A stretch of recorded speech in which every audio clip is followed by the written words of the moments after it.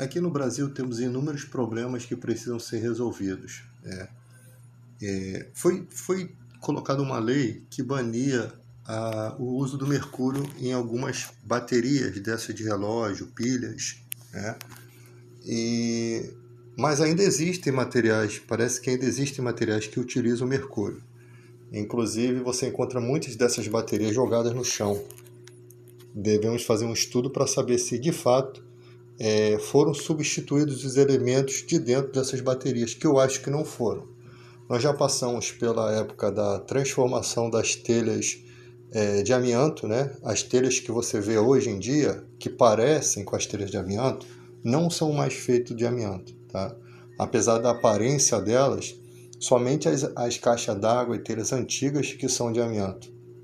Porque o amianto, se você respirar aquele pó dele, te causa uma série de problemas. Então foi banido. E imagina a caixa d'água lá soltando aquilo e você ingerindo isso. Então você tem as pilhas de mercúrio e você também tem um outro problema sério, né? Algumas empresas, como autorizadas, costumam recolher pilhas de baterias e pilhas de lítio, né?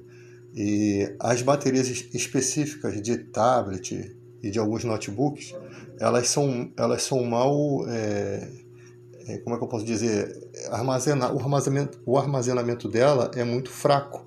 Ela não tem uma carcaça como, por exemplo, algumas baterias de notebook, elas têm aquela capa, né? Os tablets não, vem aquela bateria que estufa. Esses pequenos fones de ouvido chinês têm uma espécie de bateria semelhante a essas do tablet, só que miudinha. Também estufa aquela bateria, correndo o risco de aquilo estourar no momento que aquele material é feito de lítio. Ele, em contato com o ar, ele vai eliminar gases, né? E esses gases entram em combustão instantânea. E ali pode até você dormindo ou acontecer alguma coisa da criança, você não vê, e acontecer um dano se aquela bateria estiver estufada. Tanto que às vezes o fone não está pegando porque a bateria está estufada. E a pessoa não sabe. E ali, se houver um rompimento por sobrecarga, alguma coisa nesse sentido, vai causar danos. As autorizadas recolhem essas baterias, né? E o problema é onde elas armazenam essas baterias. Porque se você for jogando item sobre item dentro daquelas caixinhas de madeira, uma hora pode romper um material. E não é bom que se rompa um material que tem combustão instantânea, né? Então, baterias de lítio, baterias de carro. Imagina, carro com bateria de lítio. O carro bate, a bateria se rompe, elimina os vapores, entra em contato com o ar atmosférico e você tem um incêndio de uma proporção enorme, porque apagar esses veículos é muito difícil, somente com mantas especiais de veículo ou uma tecnologia que tem, que eu acho que é da Holanda, um material que injeta um agente extintor dentro da bateria, né? Um carrinho que vai automaticamente lá e injeta dentro da bateria. Então você tem uma dificuldade com água de apagar esse material, né? Ele queima em uma temperatura muito alta. E um extintor de lítio, para você apagar um incêndio não dá, porque ele é para um princípio de incêndio, ele não é um extintor para combater um incêndio. Então você tem uma dificuldade muito grande do corpo de bombeiro. Algumas empresas pegavam com a draga e imergia esse veículo dentro da água para poder extinguir, né, o fogo ali. De reduzir a temperatura e eu não sei se isso funciona, porque assim que ele trouxer à tona vai estar vazando a bateria, vai entrar em combustão instantânea de novo, né? Então, você tem uma série de problemas. Você tem o mercúrio utilizado, por exemplo, no garimpo, o mercúrio líquido, ele elimina vapores, tá? Ele elimina vapores e esses vapores inalados ou até o contato do mercúrio com a pele da pessoa causa câncer, causa a longo prazo algum problema de saúde, né? A curto prazo alguns problemas que são sintomas, e também contamina os peixes e acaba matando os índios, matando as pessoas que consomem os peixes, contamina leito de rios. Então é muito importante a gente pensar nessa retirada desses materiais da natureza. Inclusive o termômetro antigo que ele tinha, mercúrio líquido, ele foi banido também, substituído pelos termômetros digitais. Então o país ele avança em algumas coisas mas tem coisas aí que a gente vê que está atrasado. E essas questões de baterias de relógio, nessas pequenas baterias, tem que ver se ainda são compostas de mercúrio. Por que que é uma opção essas baterias de mercúrio? Porque o material dele não perde carga. Então, para equipamentos muito precisos, que precisam de uma grande precisão, como os relógios, é necessário ter essa bateria com um equipamento, com um componente químico que mantenha isso, né, em funcionamento sem perder carga, para não atrasar o relógio. Mas é necessário substituição de um material quando esse causa um malefício à natureza, né? Que ele causa um problema de contaminação de rios, de tudo. Animais que se alimentam, né, de algumas coisas que acabam tendo essa contaminação. Há uns dias atrás, descobriram um fungo, né, tipo um cogumelo, que ele absorve o ouro da terra. Ele consegue absorver. E já foi achado isso em algumas árvores também. E o que acontece? E se eles começarem a absorver também mercúrio e materiais pesados do solo? Temos que raciocinar sobre isso daí e pensar numa medida, né, para melhorar essas condições. Outra coisa também é as crianças, os bebês. Imagina, esse teu fonezinho de ouvido aí, que é Bluetooth, que tem essa bateria, imagina isso na boca da criança, a criança mastigando isso. Olha o problema sério. Então, tem que se evitar de ter deixar esses equipamentos próximos de crianças que não sabem assimilar o que é. Que aí pode ser uma tragédia aí. Pessoas que dão o celular na mão do filho, tem que tomar certos cuidados com objetos pequenos, a criança engole isso, a criança bota na boca. Pilha, você vai dar o controle, tem a pilha de lítio ali, a criança está chupando aquela pilha ali, aquilo enferrujado às vezes, está há muito tempo no controle, já está ocorrendo alguns vazamentos. Então, para você não ter problema, né, tem que tomar certos cuidados aí com as crianças.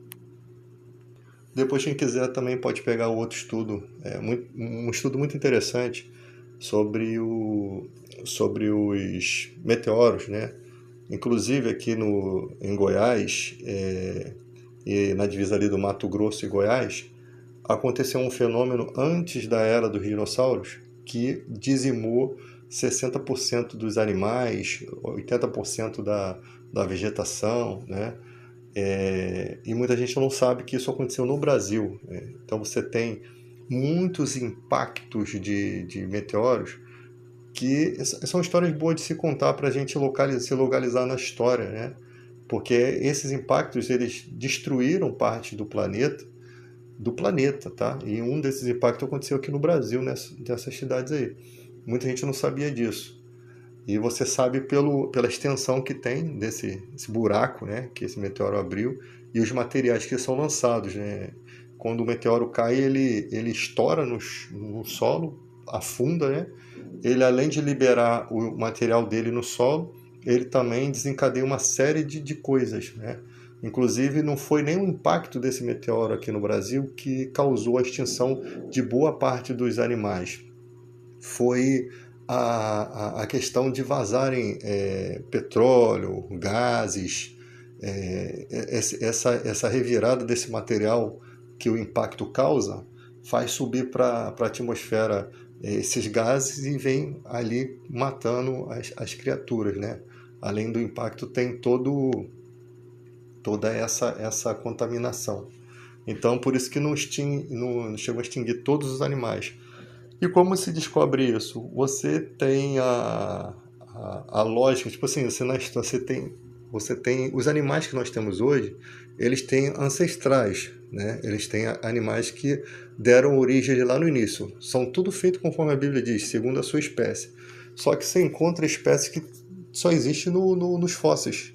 E essas espécies acabaram, como os dinossauros, que aconteceu com aquele impacto lá no México.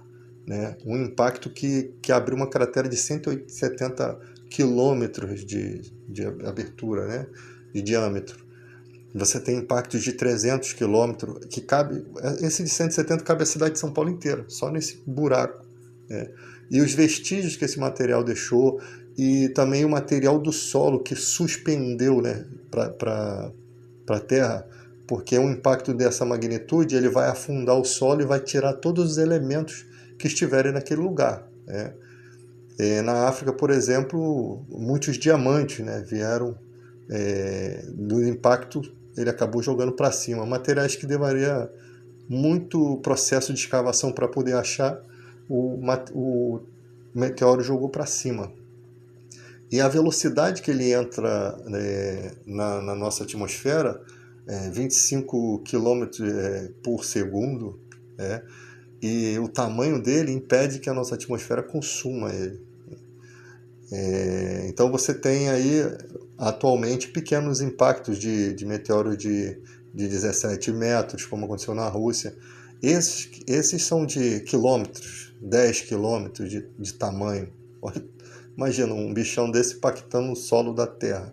E esse do México foi possivelmente o que deu que desencadeou a morte dos dinossauros. Porque não é só o impacto que mata, você tem tsunamis, você tem uma série de coisas, de poeira que sobe, que acaba causando a extinção dos animais. Não morrem todos os animais, dependendo do impacto, pode ser que morra boa parte. Então esse impacto aconteceu no Brasil, no Mato Grosso, em Goiás, ali, tem lá, acho que era Aranguaia, né, o nome do negócio, do local.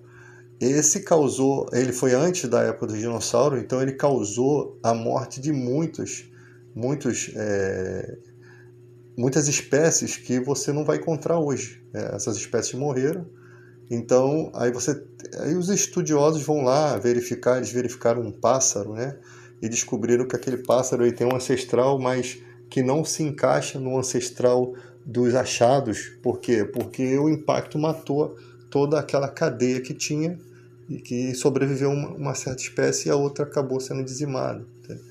Porque todos os animais, eles têm uma, como é que eu posso dizer? Eles têm uma matriz, né? Eles seguem uma matriz. E o tempo vai diferenciando as aparências dele, né? Eles vão se tornando de forma diferente devido a vários fatores. O habitat, a alimentação, as adaptações para se alimentar, né? Como as tartarugas que têm um pescoço grande, que elas precisaram se adaptar para comer as folhas de cima da árvore para poder sobreviver. Então, essas adaptações genéticas vão modificando os animais. Tá? Então, você tem aí uma informação sobre isso daí, muito importante falar sobre isso, para a gente não ficar de forma simples, né? Para a gente não ficar neurótico achando que tudo é invenção da ciência, né? A gente não ficar seguindo terraplanismo, essas bobeiras que a era da informação, ao invés de trazer informação, muita gente está se alimentando, se contaminando de desinformação. E isso tem uma importância para quem gosta de conversar a respeito.